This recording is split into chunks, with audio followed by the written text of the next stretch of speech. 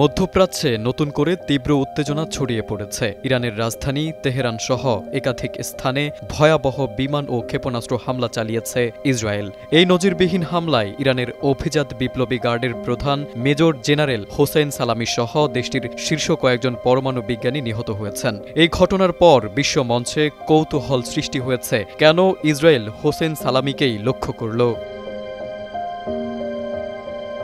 হোসেন সালামি তার কঠোর বক্তব্য ও কৌশলী সামরিক পরিকল্পনার জন্য পরিচিত ছিলেন। তিনি ইরানের প্রতিরক্ষা ও সামরিক কর্মকাণ্ডের অন্যতম প্রধান পরিকল্পনাকারী ছিলেন। ২০২৪ সালের এপ্রিল মাসে ইরানের প্রথম সরাসরি মিসাইল ও ড্রোন হামলায় তিনি নেতৃত্ব দিয়েছিলেন, যা দামেস্কে ইরানি দূতাবাসে ইসরায়েলি হামলার প্রতিশোধ হিসেবে চালানো হয়েছিল।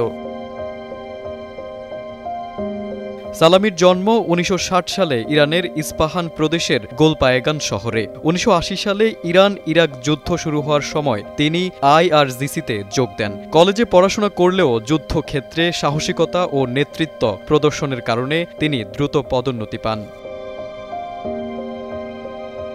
যুদ্ধের পর তিনি ইরানের সামরিক স্টাফ কলেজ থেকে প্রতিরক্ষা ব্যবস্থাপনায় মাস্টার্স ডিগ্রি অর্জন করেন। ১৯৯৭ সাল থেকে ২০০৫ সাল পর্যন্ত IRGC-র অপারেশন প্রধান হিসেবে দায়িত্ব পালন করেন, যেখানে ইরানের সামরিক কৌশল ও নীতির গঠনমূলক ভূমিকা রেখেছিলেন।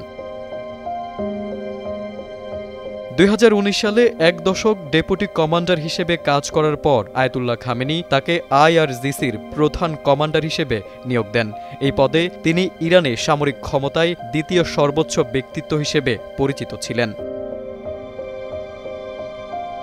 সালামি শুধু একজন সামরিক কর্মকর্তা নন, তিনি ছিলেন কঠোর ধর্মীয় ও রাজনৈতিক মতাদর্শের প্রবক্তা। নিয়মিত তিনি ইসরায়েলের ধ্বংসের আহ্বান জানাতেন এবং যুক্তরাষ্ট্রের নীতির প্রকাশ্যে সমালোচনা করতেন। ২০২৪ সালে সালামির নেতৃত্বে ইরান প্রথমবারের মতো সরাসরি ইসরায়েলের উপর মিসাইল ও ড্রোন হামলা চালায়, যা মধ্যপ্রাচ্যে নতুন এক উত্তেজনার সূত্রপাত করে। মূলত এই কারণেই ইসরায়েল প্রতিশোধ হিসেবে হোসেন সালামিকেই টার্গেট করেছিল। তারেক আজিজ, সময়ের আলো।